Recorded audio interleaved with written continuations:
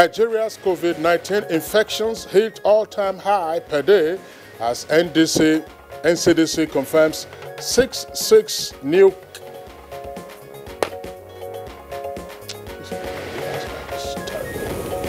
Senate local content bill to improve non-oil sectors of the economy scales second reading.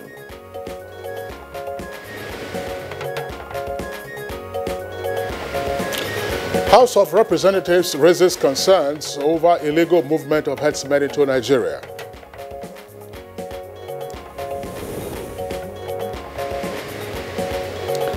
And on Good Morning Nigeria today, we shall discuss 5 years of Buhari administration, focus on rail development.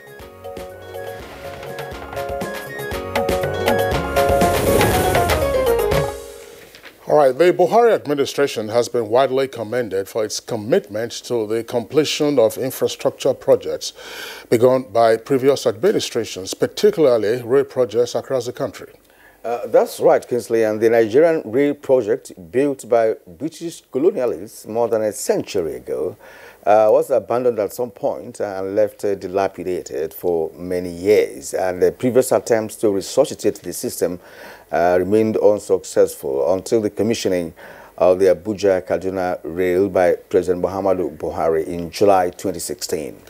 And since the completion of the Abuja-Kaduna standard gauge rail line, the route has become, as it were, a much safer alternative for travelers from the nation's capital to Kaduna, particularly when the highway became insecure at some point last year. Very true indeed. And another major rail project completed and commissioned under the Buhari administration is the Abuja Metro Rail, which runs from the Abuja International Airport to the city center. The project, which was commissioned in July 2018, also links the Abuja-Kaduna Railway. But that's a major development. Absolutely. There's no question about that. You know, that rail line you just mentioned cuts across Kogi, Edo, and Delta states, and it's been completed after 25 years of work. And although the Lagos-Ibadan rail project is yet to be completed, some passengers enjoyed free rides last year after a test run of the train facility from Iju in Lagos to the Ibadan axis, where the rail tracks have been completed. And the federal government is also planning to construct a line from Abuja to Itabe to link the FCT and Delta State by rail. That is one interesting project to look forward to. Don't you think so, Kingsley? Absolutely, Kirian. And as part of the efforts to decongest the ports, the Nigerian Railway Corporation has begun cargo operations at Apapa Port, that's in Lagos, and 2 batches of cargo are being conveyed daily with the prospect of increasing the batches to 4 in the nearest future. And many accolades to the current administration and the rail sector indeed. And now, how challenging has it been working to link major parts of the country by rail?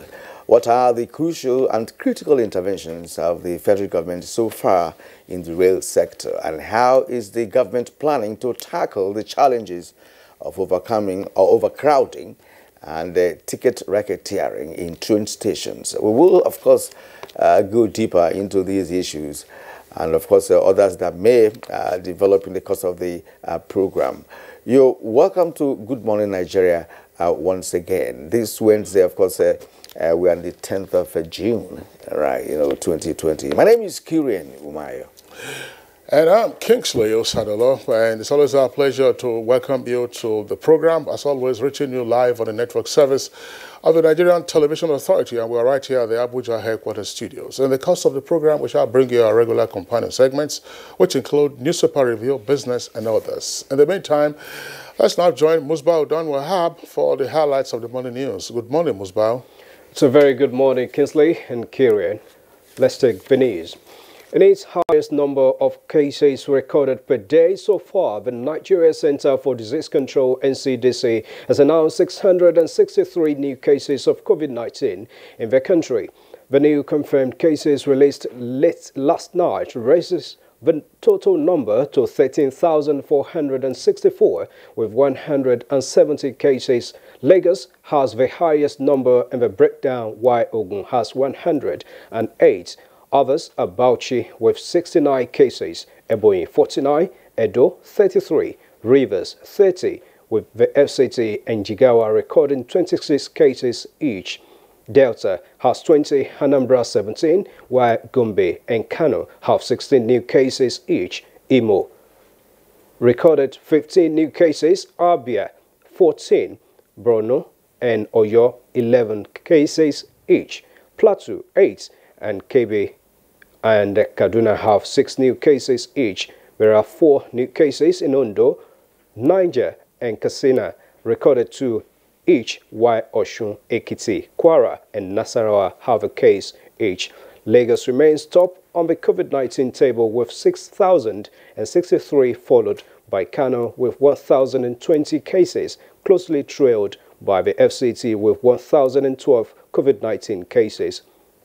So far, 4,206 recovered patients are being discharged, with 365 deaths recorded. There is an ongoing community transmission of COVID-19 in the Federal Capital Territory, with a total number of confirmed cases across the 6 area councils of the territory between 1st and 7th of June this year, standing at 220.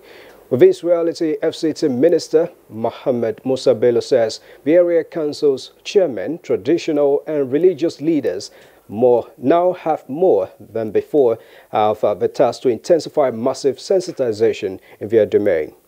The virus has escaped. It has escaped into the communities.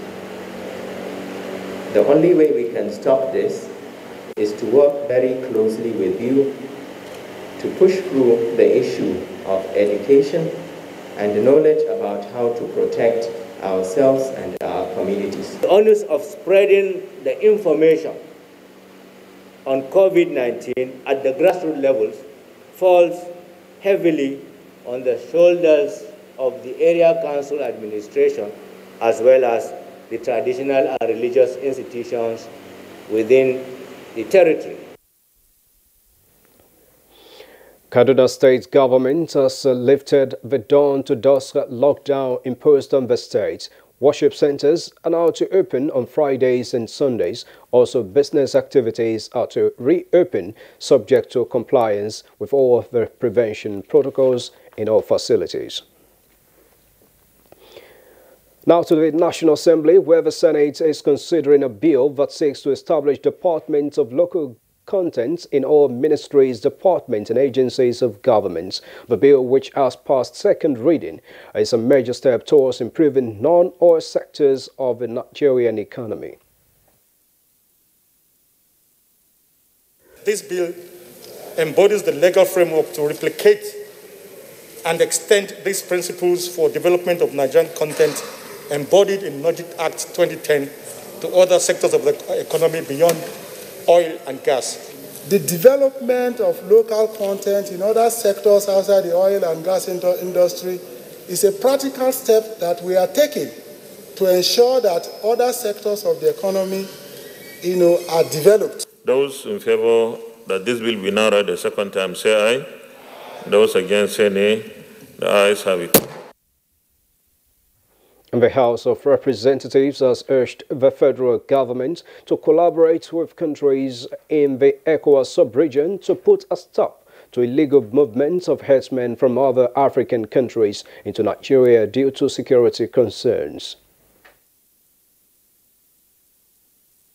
When you go to most villages ranging from northeast, northwest, southeast, south-south, southwest, you will find these herdsmen attacking the villagers. President Muhammadu Buhari has received more commendations for the nomination of Justice Monica Dongban-Mensem as President of the Court of Appeal. The President sent the nomination to the Senate on 8th of this month for the confirmation of Justice Dongban-Mensem, who is presently acting, Governor Simon Lalong of Plateau State, who gave a commendation, praised the president for giving women equal opportunity as their male counterparts in his administration and appointing women to handle prominent and sensitive positions.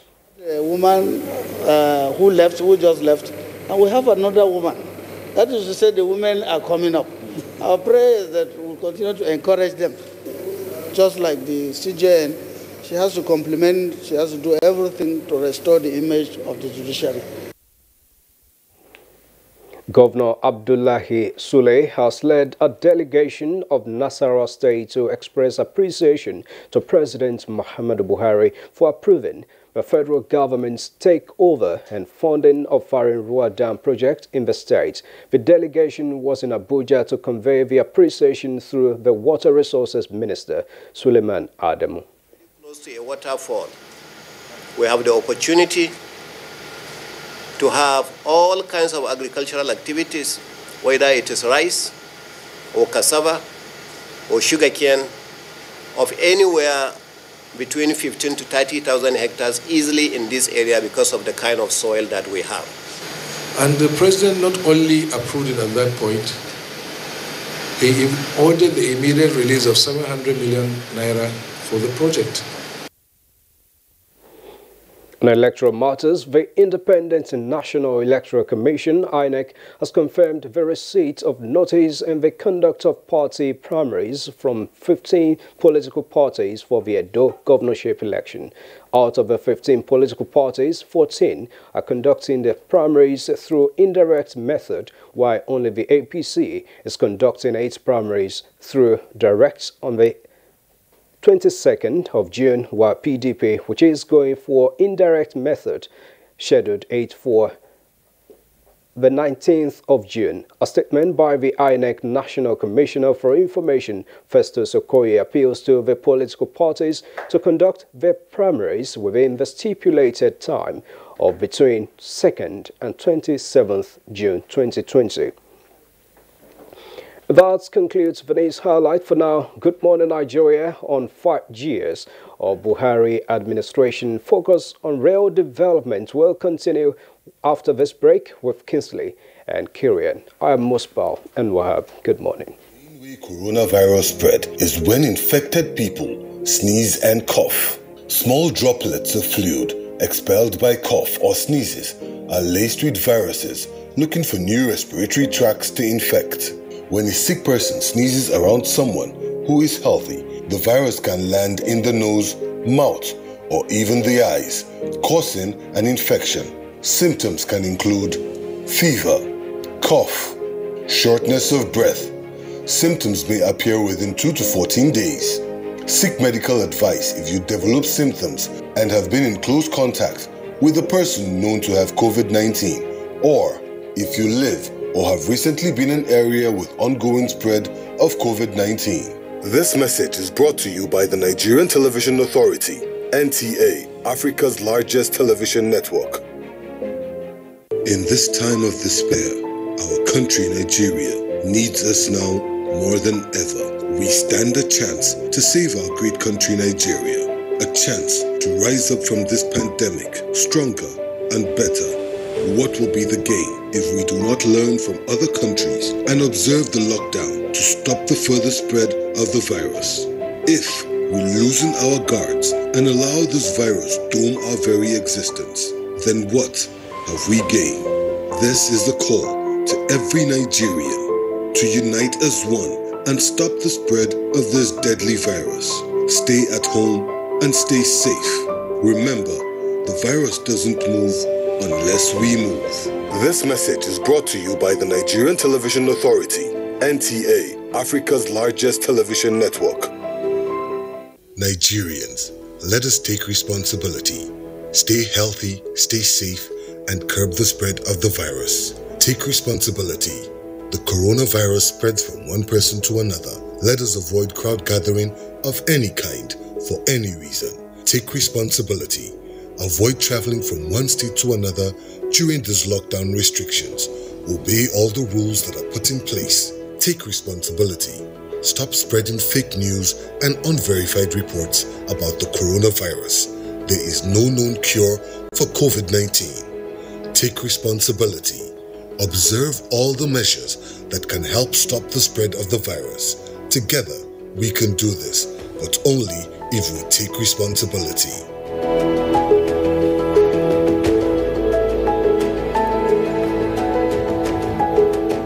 This message is brought to you by the Nigerian Television Authority, NTA, Africa's largest television network.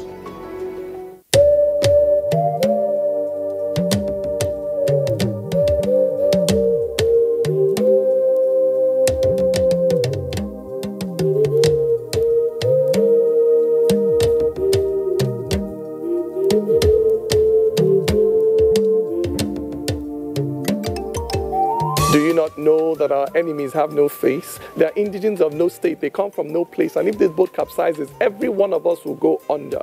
So when the drums sound, let everybody answer. Do not say, I am the Iroko when the forest is burning. Do not say, I am the Obeche when the forest is burning. Our differences will not stop us from perishing together. So when the drums sound, let everybody answer.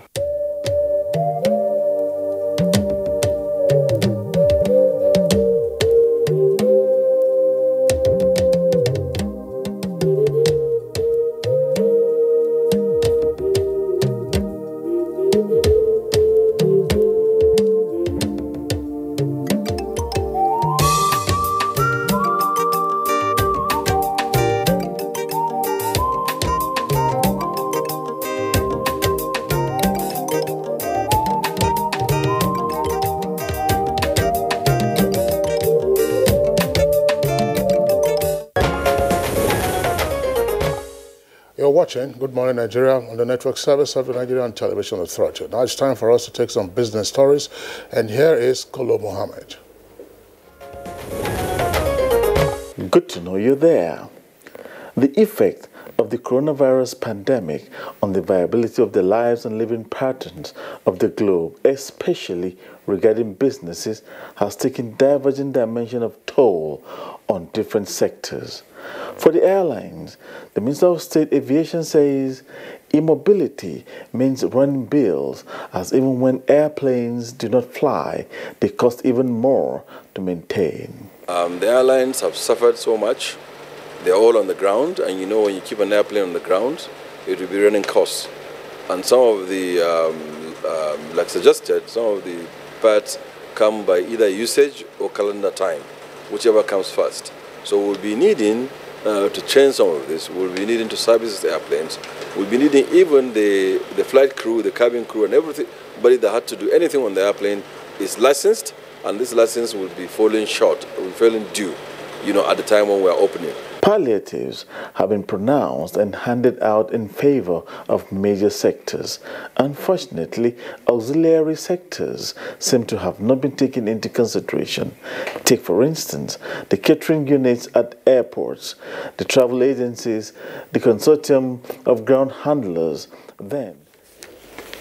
All right, we thank you for staying with us on Good Morning Nigeria. And of course, what comes up next is a newspaper review.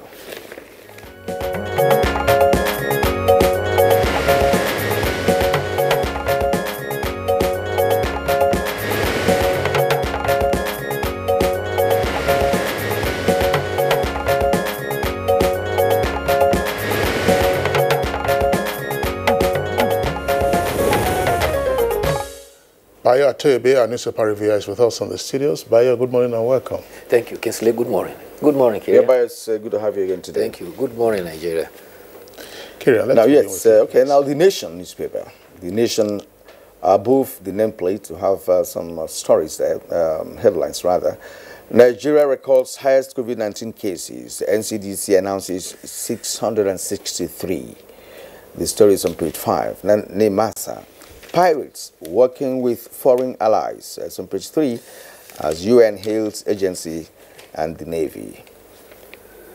Estimated bidding, NEC, to punish Kano, Kaduna, Discos, and others. That story can be read fully on page 25. And below the name, please, and the lead story, for that matter. That's the lead story of The Nation newspaper.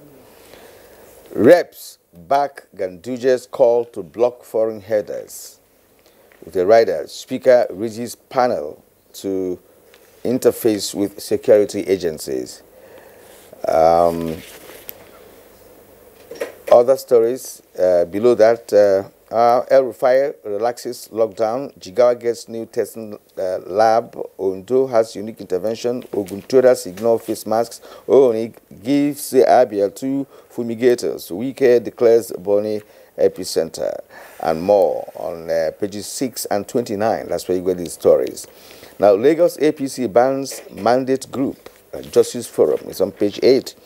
And below the photo story here, Edo 2020, Obaseki is there, EM, others face screening panel.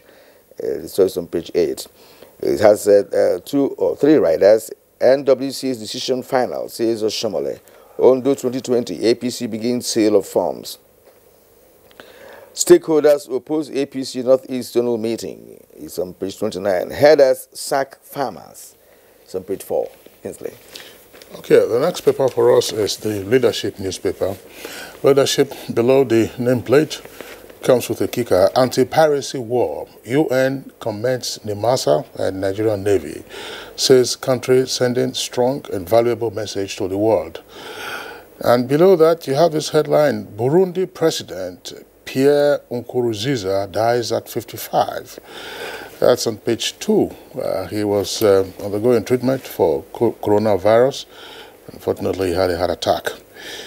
Lawyers and CSOs divided over special court for rapists.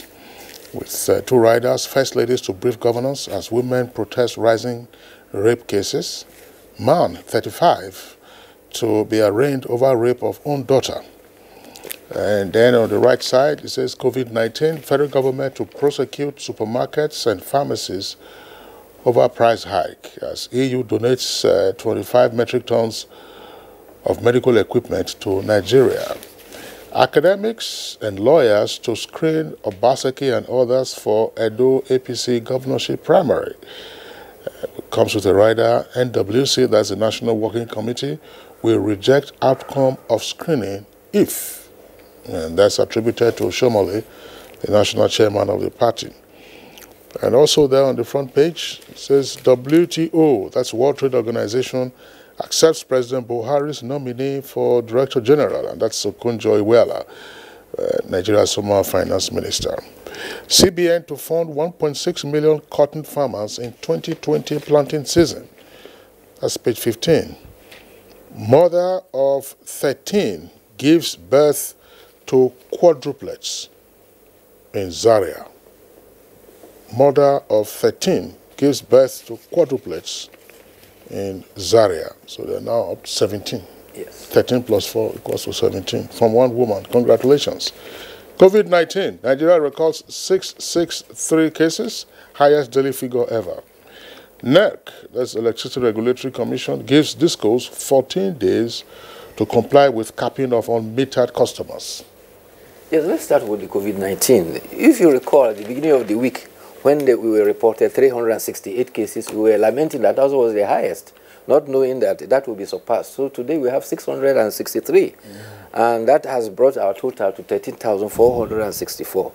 There are pushes that emanate from this. Now, coming just 1 week after the 4 weeks of easing down, we just spent 1 week of the 4 weeks. Is it a factor of the easing down, or is it a factor of more testing, and we are discovering more of the coronavirus cases? But let's look back. When we first had the index case on February 27, the projection was that by March, Nigeria would have registered 2,000. By March 31st, Nigeria had 135. That was about 6.5% of the projection. As at July, the projection was that Nigeria will register between 90 to 120,000. At the end of July, we still have not reached the end of July. We are now in June, and we're already at 13,464. Like the president remarked early last week, that, well, we are not doing too badly compared to what is happening in the United States and Europe. However, if we observe those measures critically, health measures, we will be able to contain the situation. Otherwise, we risk a danger of heightening. Going across the country now, Gombe yesterday tested its commissioners. 12 commissioners were tested, and 3 of them tested positive. 1 governor's aide also tested positive, and 5 members of the State House of Assembly have also tested positive. Meanwhile, Kaduna State is easing up its lockdown.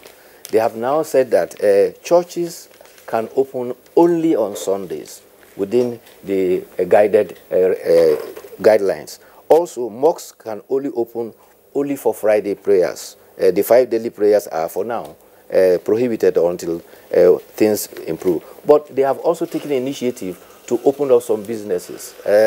This includes transport, and the initiative here is that transporters will now convey 50% of their passengers, and usually on the bench there should not be more than 2 of the passengers. That is in the area of COVID-19. The other information or news that has dominated the nation again is the incidences of rape. In Cross River State, over 500 women have demonstrated, and they are calling and challenging women that we should begin to speak out against rape. And not only that, we should also join the women in bringing up our boys' children to understand that rape is a crime and they should not indulge in it. And they are saying that our wearing of miniskirts does not mean yes. No means no. Meanwhile, in FCT, 35-year-old man has been charged to court for raping his own daughter. Also in Ogun State, another 35-year-old man. His own daughter? Yes. That is insanity. Yes. And in Ogun State, another 35-year-old man has been charged to court for raping a physically challenged person. So rape is on the high. And first ladies are now prevailing upon governors who are by now preparing for their 10th teleconference. And the chairman, Nigeria Governors Forum, Governor of Ekiti State, has said that he's going to prevail upon his colleagues that a state of emergency be declared as far as rape is concerned. One of the measures he has suggested is that prerogative of mercy should not be given to rape cases. Exactly. You know, I don't know. When it comes to the, of course, we have always said, you know, that there is enough, you know, provisions, you know, in the law to take care of rape cases. But the point is, there are other challenges with respect to prosecution, with respect also to the victims coming out in good time. I will also respect also to the fact that you don't have to destroy the evidence, you know, before you take your case to the police and what have you. So investigation becomes difficult along the line. So according to what the DCP Frank Mbal told us sometime last week. Yes, and like Kingsley read from leadership now, there's an argument between lawyers now whether or not the courts we have now are sufficient enough to trap rape cases, or there should be a special court to handle rape cases because it's going on. There's been an insurgency. I don't think you require special courts to try rape cases. For election offenses, you require special courts. For corruption, you require special courts. For rape, you require special courts. Rape is a serious offense, and the courts, you know, are equipped to deal with those cases. The critical aspect, as Kieran just recalled, has to do with diligent prosecution. And happily, sometime last week, Frank Mbal was here, and he gave us an insight, and of course for the benefit of our viewers, as to why sometimes investigation is impaired on account of tampering with the evidence. And he advised, you know, rape victims on what to do. In fact, not just rape victims, but family members and associates of rape victims on what to do. Plus, the public sensitization is also required. There has to be a campaign against the epidemic of rape we're having in our country. But beyond that, it's also important that agencies or civil society organizations involved in this should undertake research. Why are we having this spike in rape cases? Just why? Rape plus incest. I think it's valuable to understand why it is happening. I mean, you can't just blame coronavirus. Coronavirus is a 2020 phenomenon, but over the years we've been seeing a climb. And of course, I'm sure everybody knows that South Africa, on the African continent, has the highest number of rape cases. Yes. And then in India, yes, India also has that. So, but for us in Nigeria, have we undertaken any studies? This issue of studies and research and all of that, see, it's a crime. And for anybody who engages that new have been issued that is a crime. That's why they force you, to intimidate you. Do you understand? So even if they carry out rules are fine and good, the point is that the campaign may not necessarily stop the person who does that. These things are innate in people, you know, people who do. There are persons who will say, look, I don't enjoy sex without raping. It is there. That's been established over days, like this report in South Africa and in India. They'll tell you. So the point is that if the law is strong and we are prepared to prosecute them, and with all the issues we have raised, you know, that impair, you know, prosecution and all of that, you know, should be dealt with. And if that happens, then people should be going to jail for rape. Abayo, I mean, it's almost time for us. The stories that we don't seem to see on our front pages of Nigerian newspapers is what happened in Minneapolis on the 25th of last month, when a police officer knelt for almost 9 minutes on the neck of George Floyd. And of course, George Floyd said he couldn't breathe. I can't breathe. That's become the famous phrase around the world. And George Floyd, of course, died under the knee of that police officer. George Floyd was buried yesterday in Houston, Texas. Now, Kieran, of course, you recall we were discussing this sometime last week. There has also been around the world, mostly now in the UK and elsewhere in the US, there's been a rise against racism, whether institutionalized or otherwise. And in the UK, they followed up with this by tearing down the statues of those so-called businessmen centuries ago who were slave dealers. Exactly. And there's even across the globe, even in Italy, you know, people are really protesting across the globe, you know, in Europe and the Americas. And of course, this racism in America, especially with respect to the African Americans, is becoming unbearable. I mean, it's been there over the years. In fact, Governor Cuomo of New York, you know, had to reel out the number of such cases, you know, from the 80s, you know, to the 21st century. Well, the challenge now for United States now is that it will even become an issue that will determine the next election, which is coming up in November, because everybody is outraged by the level of racism that is institutionalized. However, the disposition of the current administration in the United States that seems to apparently have been brought into power by the right wing in America is a little bit lukewarm, and that is why it is very worrying. Absolutely. And ironically, the guy was arrested based on the fact that he presented a $20 that was fake. It was found that that dollar was not fake. Absolutely. He just killed him. So they killed the man in vain. In vain. It's unfortunate that this has happened. But if you recall, in year 2001, the United Nations organized a global conference against racism in Durban, South Africa. Unfortunately, the outcomes of that conference were overshadowed by 9/11. And thereafter, global attention shifted to the fight against terrorism rather than against racism. I think the world has to go back to the outcomes of that conference in Durban in 2001. Bayo Atoyebe, thank you very much for being with us. Thank you. See you again tomorrow. It's Good Morning Nigeria, live on the network service of the NTA. We'll take a short break now. When we return, we'll get ahead with our item for discussion this morning. Coronavirus, also known as COVID-19, is spreading at an alarming rate all over the globe, including Nigeria. With the number of infected persons in Nigeria increasing daily, prevention is better than cure. Coronavirus has no cure. The virus spreads from one person, who affects two persons, and by the time the affected person is isolated, the two persons have affected four, and it keeps spreading.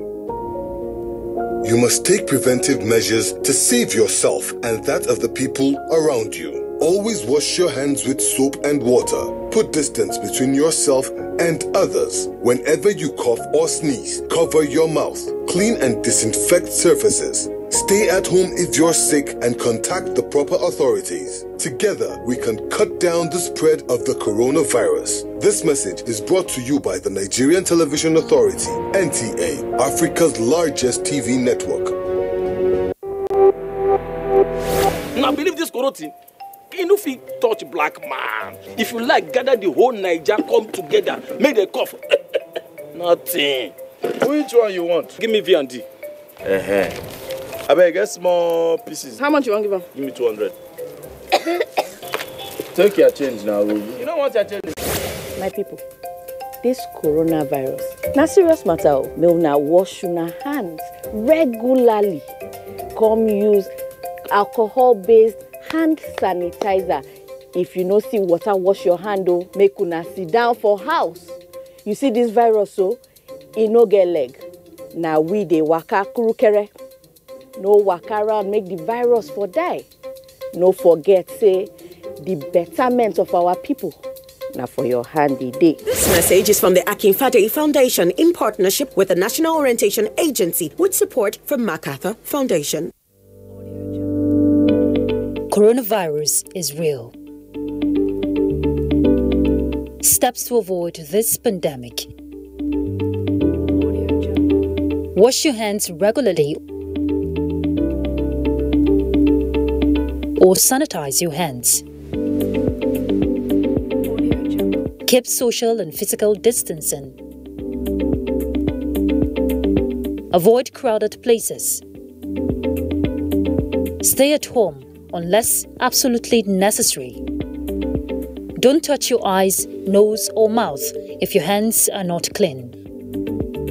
Avoid the spread of coronavirus. Coronavirus is real.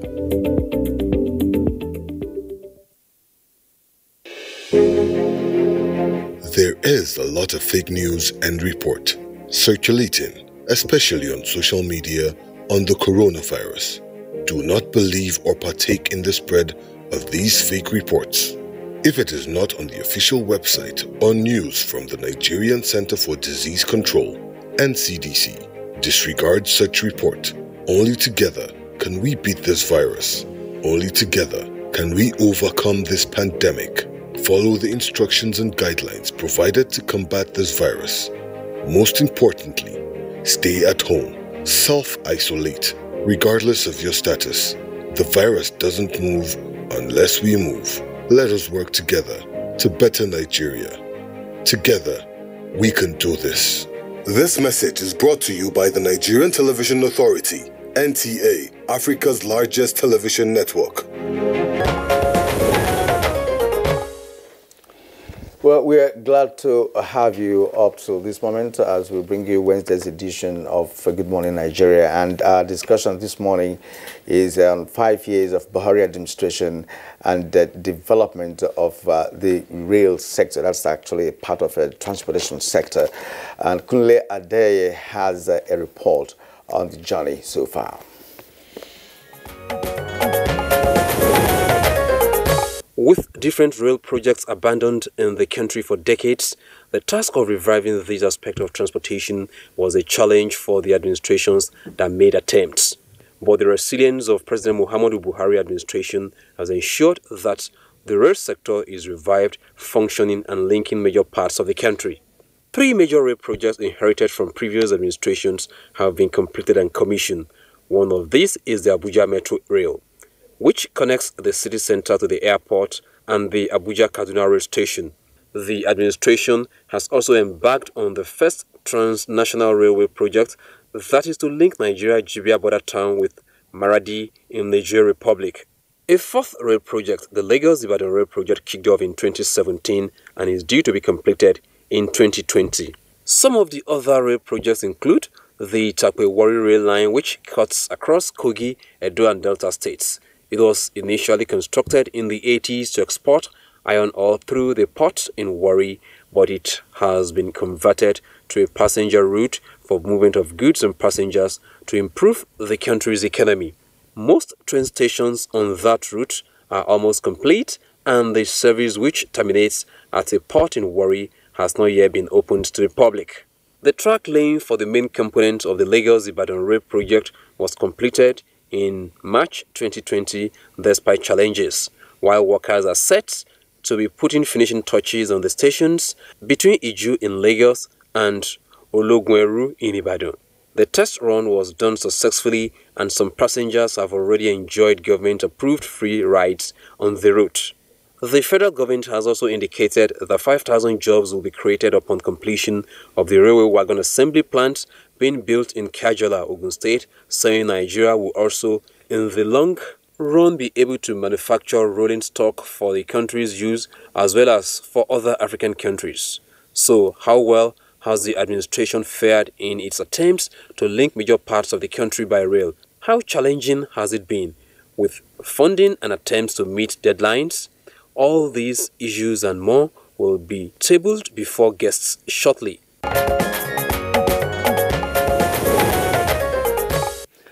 Many thanks, Kunle Adeye, for that background report. With us in the studios now to discuss this issue in further detail, let's welcome Mrs. Alice Acho. She is the Acting Secretary of the Transport Secretariat of the Federal Capital Territory. Mrs. Acho, pleasure to have you with us on the program. Thank you, sir. Happy to be here. Also here with us in the studios, we would like to welcome Mani Ochugboju. Mani Ochugboju is a lawyer and also a transportation consultant, a regular guest, usually on transport matters. Pleasure to have you again on Good Morning Nigeria. Thank you for having us. Okay.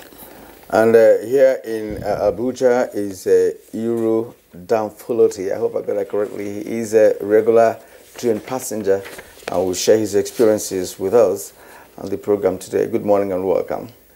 Thank you. Morning. And joining us via Skype from Lagos is Fidet Okiria, of course, the Managing Director, Nigerian Railway Corporation. So it's a pleasure to have you this morning with us. Good morning, Nigerians. All right, the Skype connection is good, so might as well begin the conversation with Engineer Fidet Okiria of the Nigerian Railway Corporation. Engineer Fidet, I mean, give us a sense of what has happened in 5 years in terms of infrastructure expansion as well as service utilization of the Nigerian rail system. You may wish to start from whichever part of the country or whichever project. Thank you. I think I'm quite happy, and I think Nigerians are also happy that the dream we have been dreaming of is coming true and coming to reality.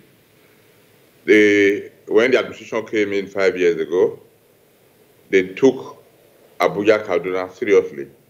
Completed it in 2016, operation started, and is now the darling of Nigerians, especially those who fly between Abuja and Kaduna. And without missing word, the government and the minister have taken this thing as a personal, just taking personal interest on it and ensuring that results are achieved. In order to reduce the cry and clamor and the persistent news of ticket racketeering, coaches were ordered, and as we speak, 2 locomotives, 5 coaches have already arrived at Abuja, while additional 5 and the set of DMU are in Papalanto, waiting to be moved to Abuja. Because of the nature of the way we move them, we have to move 5 at a time. 5 arrived Abuja last week, Wednesday. They were offloaded, and the truck has returned back to Lagos, and it will load another 5. At the same time, the Itakbe worry was taken up seriously, and before COVID, we were still running trial run because of the few coaches we had. And we are trying to, because that route could be good for freight, we are trying to see how we can cooperate with Dangote to move cement from Obajana to the south. And we have already what we call container wagons that you can use to load CBS. And as we speak, we have also gotten additional 10 locomotives and 2 locomotives and 10 coaches to service that route, plus the 5 we already have on ground. When COVID permits, I think the commercial operation will start. Luckily, the station has been completed, and in a short distance, operation will start on that route. Then we talk about Lagos-Kano. People forget that the contract that was awarded in 2007 was Lagos-Kano, and it was just there on paper. And luckily, this government came and took Lagos-Ibadan's first segment. As we speak, we have, before COVID, we have moved the train on trial. that is the set of DMU, from Ebute Metal Junction to Moniya in Ibadan. That is the end of that first segment. Why their plan was that either by May 29th or June 12th, that service would have been flagged off officially. God knows and nature knows, and COVID came in, and the workers have to take a dive and ensure safety first. As we speak, what is remaining is to connect the standard gauge line from Ebute Metal Junction to the port. Some basic engineering work had been done, and it's finishing a lane of track. At the same time, the second track from Agege, because of the flyover at Pensilema, they will have to give some time for them to finish that so that they can lay the second track from Agege to Ebute Metal Junction. Why we have been working on the narrow gauge, doing operation from Lagos to Kano, trying to support the evacuation of containers from the port. And we're also moving from Aba to Port Harcourt. That's 2 return trips on daily basis. And as we speak, the bridge at Emene between, that's immediately after Enugu, that has affected our movement towards up north to Kano. The piles have just been finished and track is being laid. And we hope by the time we come back and the interstate movement is lifted, this will be able to start our operation again from that Port Harcourt end. So far, so good. And the other thing the government have done is finalize the contract of the segment from Ibadan to Kano, that will be divided into 3 segments to be done simultaneously. Ibadan, Ilorin, Mina, Mina to Abuja, and Kaduna to Kano. Why there is an arrangement of a PPP arrangement to link from Itakbe to Abuja, so that somebody can travel from south across to Abuja, and if Kaduna Abuja is linked, then you can now travel from south to Kano. What is on ground now is how to improve and remove costs and gradients on the narrow gauge. We have done before now some rehabilitation on the narrow gauge. But what the difference between this and is that the alignment curve will be reduced to radius at least 600 meters, and the gradient will be reduced to 1%. So that's where we are, while we are looking for the funds to move the Lagos, Calabar, standard gauge Port Harcourt, Manduguri. During this time, contract has been awarded for the supply of other rolling stock for freight, because what we have received now are for passenger movement. But 280 wagons, we are still expecting them, various, that can move freight. So that is only when we know we have really come back to business of movement of freight, because we have to reduce the heavy azo load on the road, and it's only when we achieve that the road will be safe for Nigerians. And the peace of mind that goes with functional rail operation will now come to Nigerians. So far, that's where we are, and hopefully things will be better. And if, as I've been saying, you cannot do all at a time, I think it's advisable we do it one after the other. And Nigerians should exercise patience. If we continue like this, one day it will get to every part of all the states and major towns and production centers. So the idea of saying one government can finish it is not possible. So infrastructural development is taken step by step, planned, and so that you can get a realistic project management. Thank you. All right. We thank you, Fidet. Let me take you back a little bit. I'm happy, really, that what I've explained shows that the plan for rail line in Nigeria will touch all parts of this country. I'm happy also you mentioned my state, Enugu, because it used to be a major state when it comes to rail in Nigeria. Now, you told me a story on another platform, on NTA, with respect to the fact that you have a good background knowledge of Nigeria Railway Corporation. You having served railways in 1987. Now, some Nigerians, in fact, many Nigerians want to believe that whatever rail projects that are being completed at by this administration, most of them were started, and some will tell you it has gone 70%, 80%, that this government is just there to complete and what have you. One of such is Kaduna Abuja rail.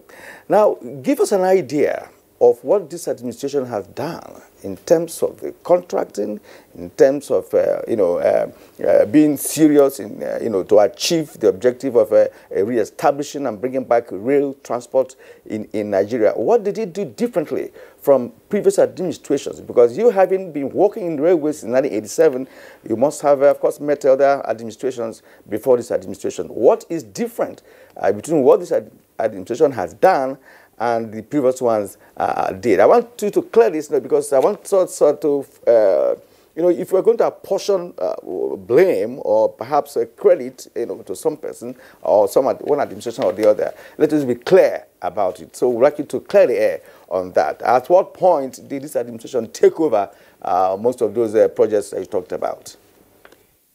So thank you. I think what really happened is that in this administration, people have put their personal interests behind and trying to put the national and the people's interests at the uppermost level.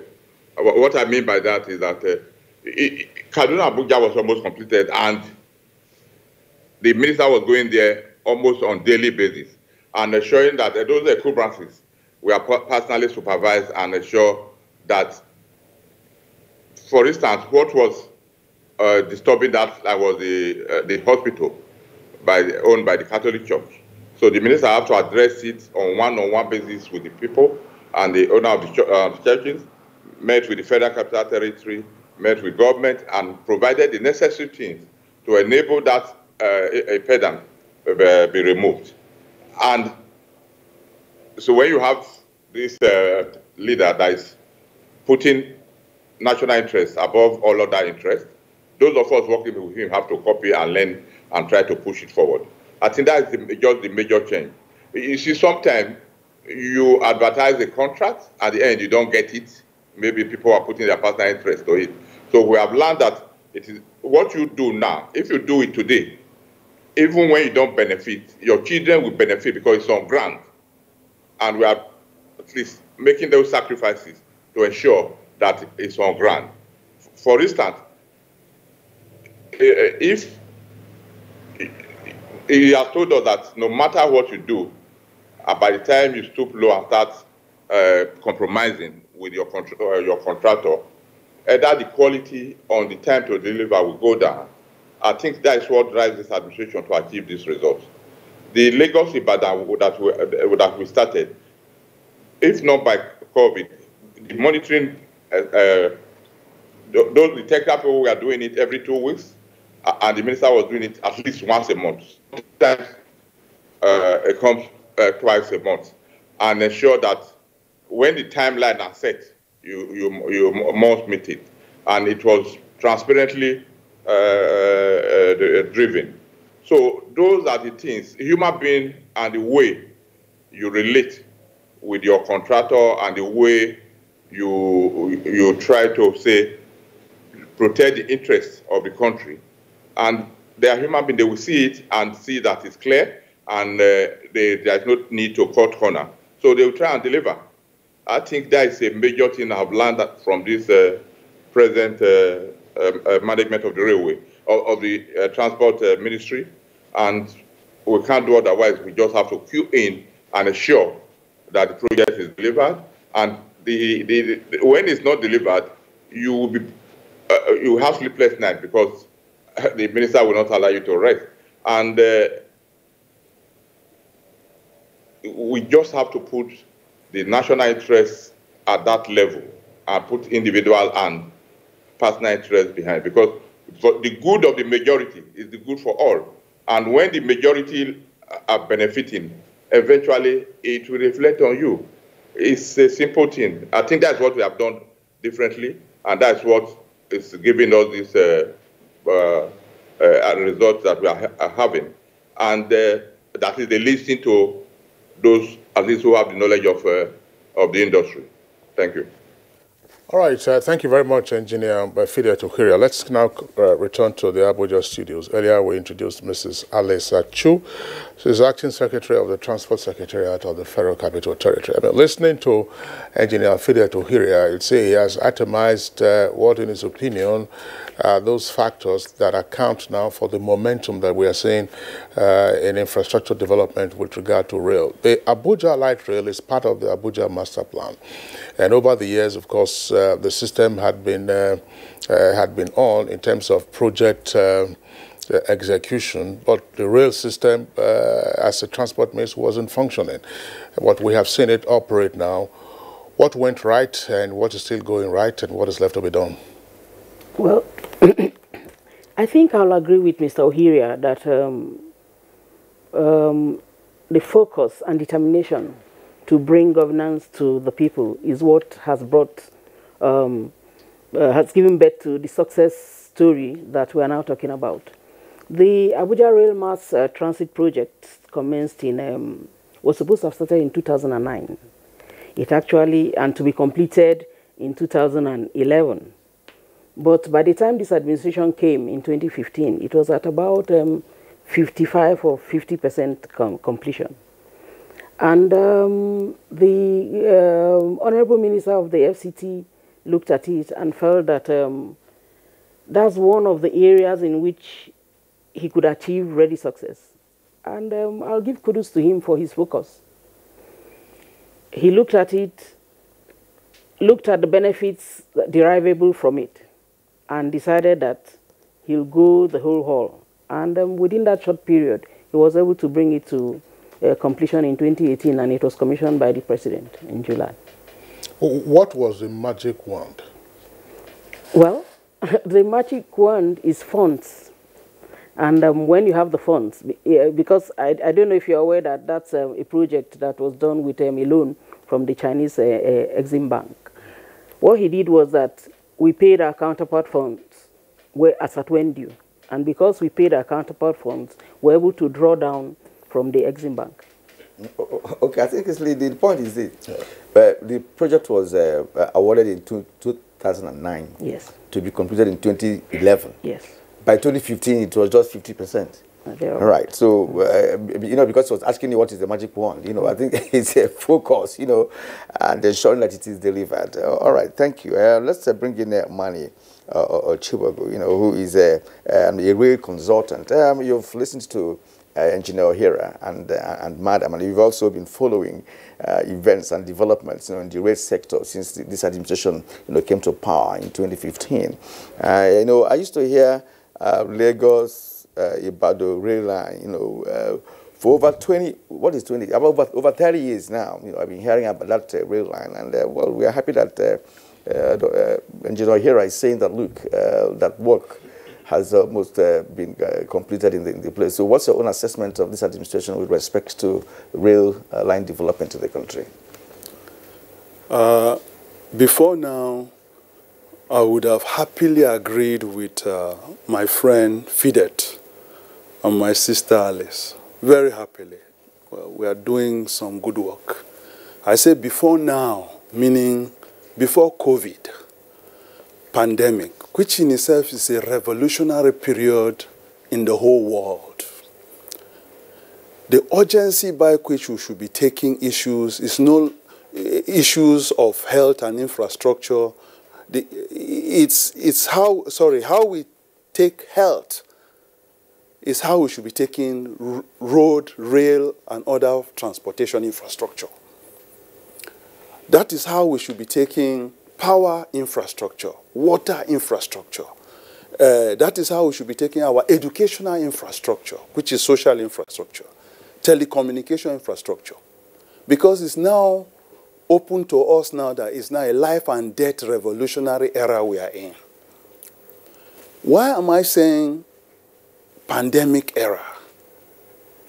Pandemic era, for example, have shown the frailties globally of most institutions and most structures, and the urgency by which we should tackle them. I give you one example, just one that is relevant to railway or transportation. We needed to go and evacuate Nigerians from Canada. I think it's public knowledge. And the Canadian government had the cheek to say to us, particularly to Peace Airline or Peace Airways, can you guys fly internationally? And I love the answer Allen Onyema gave. Allen Onyema looked at these Canadians and said to them, that is laughable. We've been doing international flights. Now that is somebody who is showing competence in an area. It is transportation. Can we look at the Chinese and the Americans, particularly the Americans who came to say they want to do railway in Nigeria and ran away like a thief in the night? Can we look at those Americans and say, this is laughable, asking us if we can manage and run our railway line to international practice standards, to international best practices? It is laughable. Can we say that in railway? Can we say that in waterways? Can we say that in aviation? I know it's not, we're not talking aviation today, we're talking railway. But still, particularly on railway, can we say that to them? If we cannot say that to them, then our assessment of where we are has to be moderated. It has to be moderated. I know it's all well and good. We have some success stories. Fidet and I have been working on some projects for the last 4 or 5 years, and he knows. So I won't criticize him unfairly. But look at the Americans coming to Nigeria, cap in hand, begging us when this regime started. I'm particular about the Americans because they came with some razzmatazz projects on how they will transform the 2 leading railway lines in Nigeria. The line from Lagos to Kano, and the line from Port Harcourt through Enugu to Maiduguri. The narrow gauge.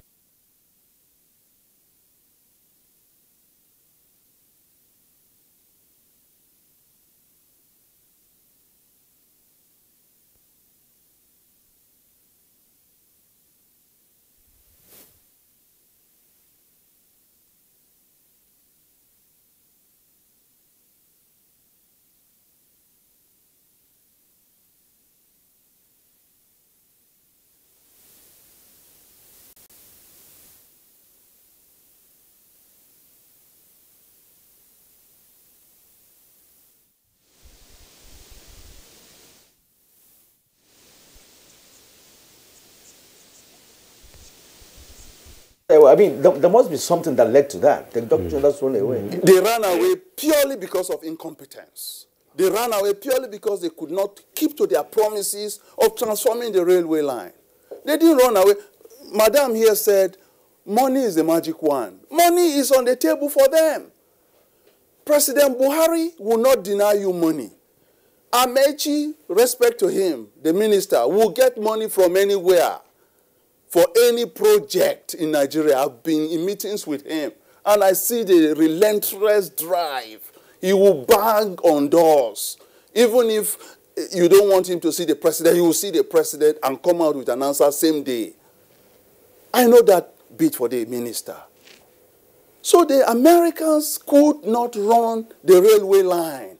They have no history of running a successful railway line. They came to Nigeria to lie to us. They couldn't do it. So that's an example of people coming from faraway countries and come and lie to us. That's sabotage. So Black Lives Matter, I heard you mentioning it. For Black lives to matter, we must transform our institutions, including railway. And we must focus on that urgency in transforming our railway lines.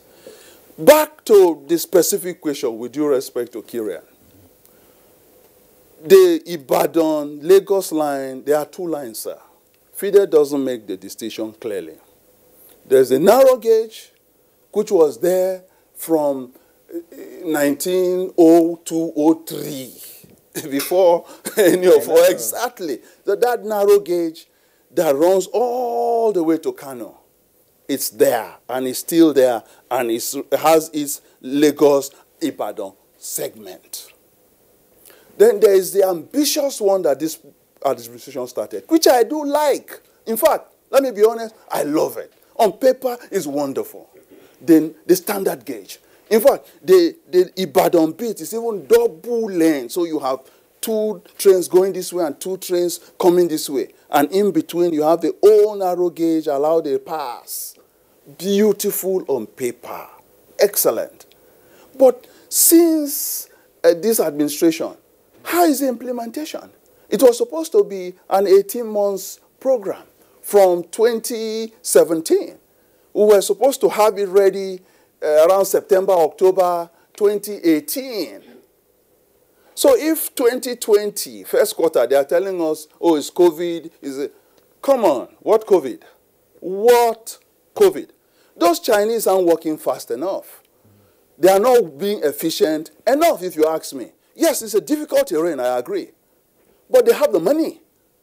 The amount of money given to them in that small track is far more expensive than anywhere in Africa. Anywhere. Cost it. That was the mileage. 156 or 157? Okay, give it to them. 158 miles. All those billions. Go and check any railway track in Africa. Standard gauge. How much? But forget the money. So they have the money. The magic one, as Madam calls it. They have the magic one. Why are they not delivering? The minister, with due respect to him, is being misled every day. Oh, they will finish December 2018. And the minister will come on air. He's been here with you several times, Kyrian, and he will say, the standard gauge, Lagos-Ibadan, will be completed in December 2018. Then you say, okay, first quarter, 2019. Second quarter, 2020. There is a problem there. I think Kyrian may know the answers, but for me... Mani, I mean, the point is that this is not that we are proffering answers. Incidentally, the Honorable Minister of Transport, Right Honorable Rotimi Amechi, was our guest on Good Morning Nigeria. Yeah. And on that day, that's the 29th of May, he disclosed that he was going to have a meeting with the president. Sorry, not with the president, that he had had a meeting with the president. The president had given him the marching orders again for work to resume on rail projects. And his chief concern was how to rally the contractors and indeed the workmen in this era of COVID-19 with all kinds of safety protocols in place. And for the Lagos-Ibadan project, I'm sure that money, you would have picked up some of the stories. There were compensation issues. Yeah. Compensation issues. And some of the communities had obstructed the workmen from continuing because they felt that the compensation had not been paid. And if you have such issues, time continues to run. So your deadline for completion gets to be shifted. Exactly. And so on and so forth. So these are some of the things that have come up. Your points are noted. But in terms of deliverables, we are saying that the milestones are coming on. I mean, the milestones were not there 5 years ago, but they are coming on. True or false? Fair. It's true. It's true. True or false? I didn't say fair, good. All right, Mari, let's pursue. I concede the points.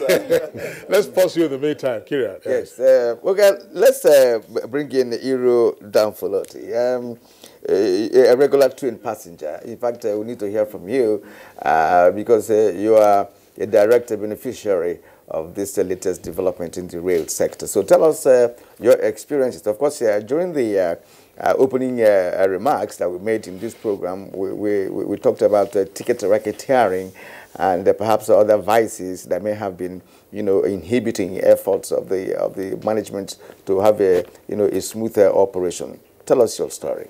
Thank you, Kieran.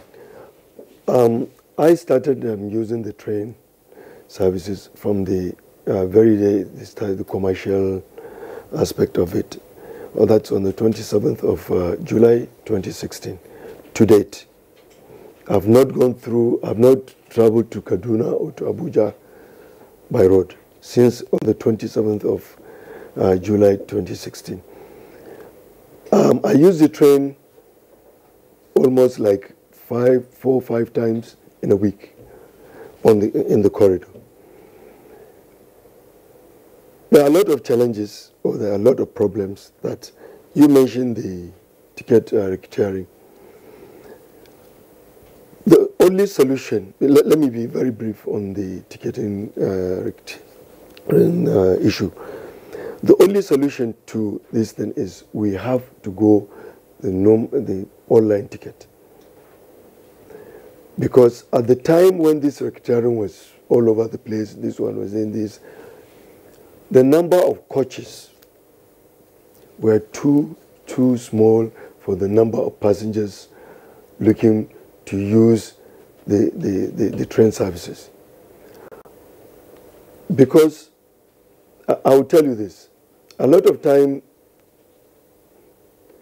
once there is this chaos in the train station, the staffs, the railway staffs, Nigerian Railway Corporation will now start posting the staffs, no, we are doing this, no, we are doing this, we are not.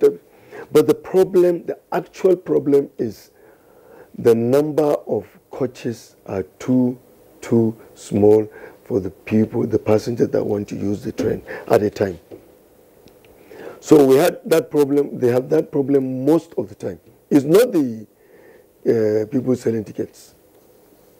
It's the supply is very much, is too small for the demand at the time. That's for the ticket racketeering. So my advice on that is we have to go online. Once we're online, nobody would know, you won't even see the money. You buy your ticket online from your bedroom, on your bed, and you just go to the train station. Now, apart from that, I have a lot of other observations at the train stations, both Idu and Rigasa. I have been hammering on the security check at the train stations, the 2 train stations that I use every day. I will tell you, the MD is listening to me. For the last 1.5 years or 2 years, the scanning machine for the luggages and has not been working. So what we do is we just queue and just pass through the small, not even a gate, a door. None of our luggages are screened. So that's very risky for any public transport. So that's another aspect of my observation. You see, the other ones, the scanning machine, then again, a lot of problems on the infrastructure in the train stations. I'll tell you, in Idu, there is no official overnight parking space. None at all.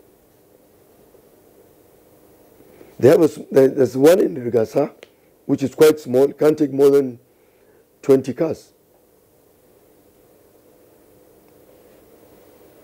So the infrastructures, like when you come to Kubwa here, when you arrive Kubwa in the night, the whole place is dark, completely dark, completely. You can't even find your driver. Completely. All they need is just whether it's going to be whatever light, floodlight they want to put, they should. In Kaduna, thanks to Malam Nasir Rufai, he intervened at one time when there were a lot of problems at the train station in the night, and He came in, he now awarded a contract to put all the floodlights around the train station. So at least that has been solved.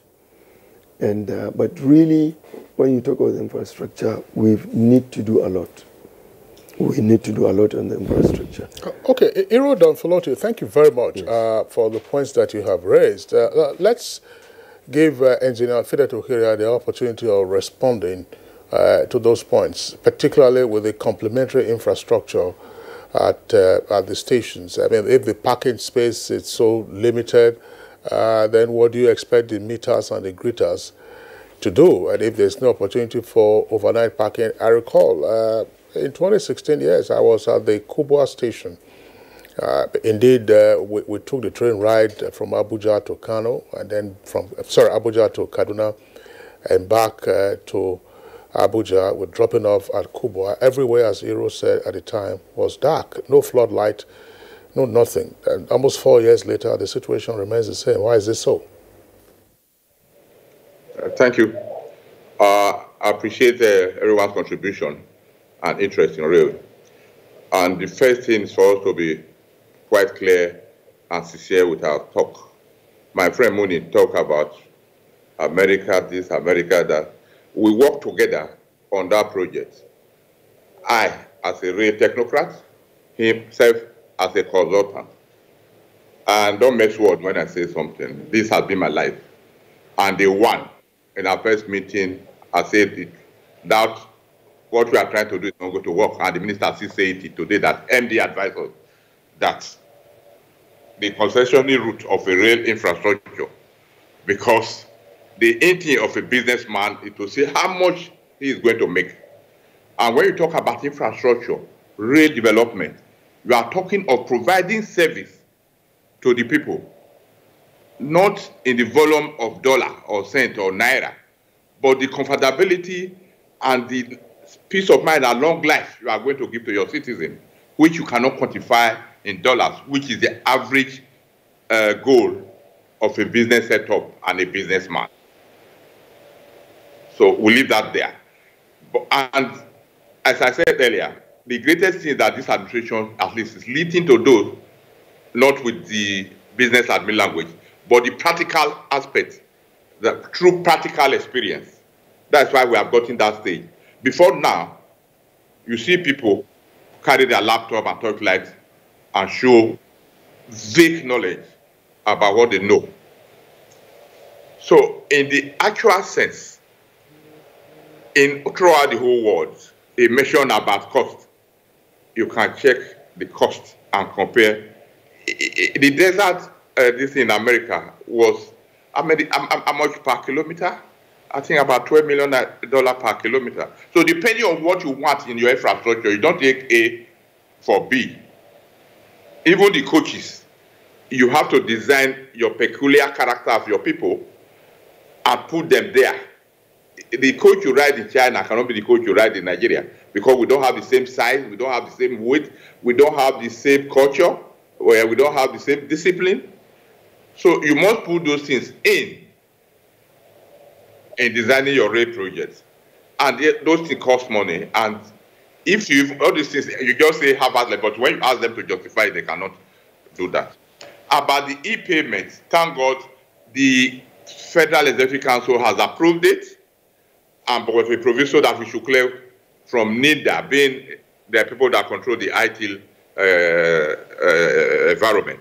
And during this lockdown, we have to do virtual meeting and make sure we are able to secure that.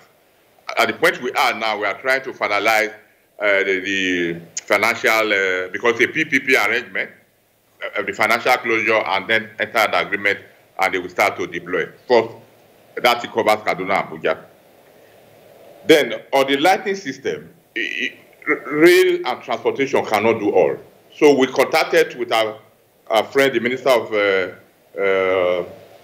Federal Capital Territory, and as we speak, I was in Abuja last week, and I saw them deploying solar lights all the way from the, I don't know what they call that junction, to the station. While on our own, we are already putting more illumination at the platform and yard, and at the same time try to cover it with CCTV so that somebody can be in the control room and monitor the yard, the hall, the ticket office, and the system the e-ticketing is going to bring in is the ticket that will admit you to the platform to board the train, and it's also the ticket that will allow you have visit to leave the platform. And it's not going to be, you can't just do e-ticketing alone, because there are some people who will still come to the station and buy physically. You can't rule that one out, even in the US, in Europe, in France. So people see, if I travel, I still go to the station, I say, okay, I'm going to so place.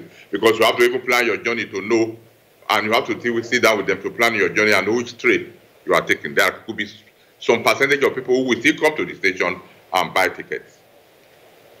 So, at Rigasa, the station we have there is not a major station. The major station is going to be at Rigachuku, which is as big as the Idu station.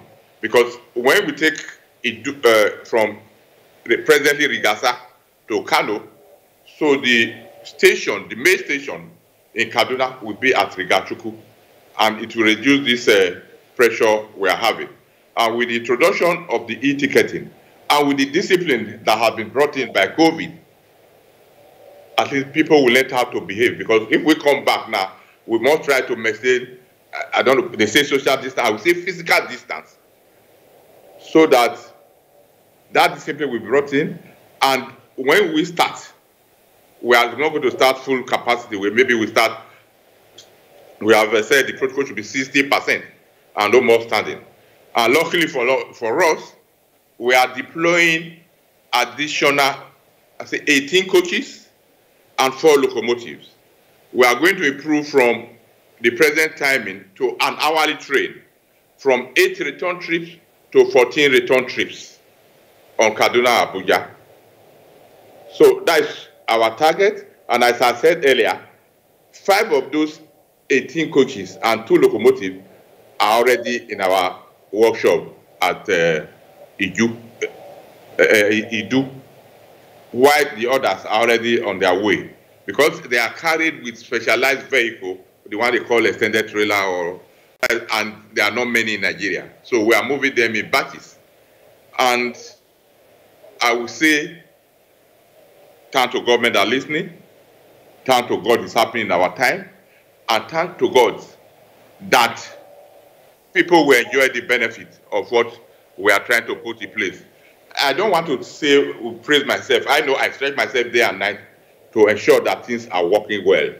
And I do it from my heart, and I think we are trying to copy our leader who try to do things without trying to boost their personal or everything. Just do it for the benefit of the people. Thank you. All right, Engineer Hira. Actually, why the issues raised by Malam Danfuloti is very important is the fact that, look, it's taking some time before this transformation, right? And everybody will believe that, look, if it has taken this long to get to where we are, we should have taken care of other complementary infrastructure in the place. No haphazard arrangement. It's taking us a very long time. So whatever I want to do now has to be done comprehensively, so that we don't go back, back and forth trying to amend this and all that. Thank you indeed. We may have to come back to you as we move on. Now, Alice, actually, the Acting Secretary, Transport Secretariat.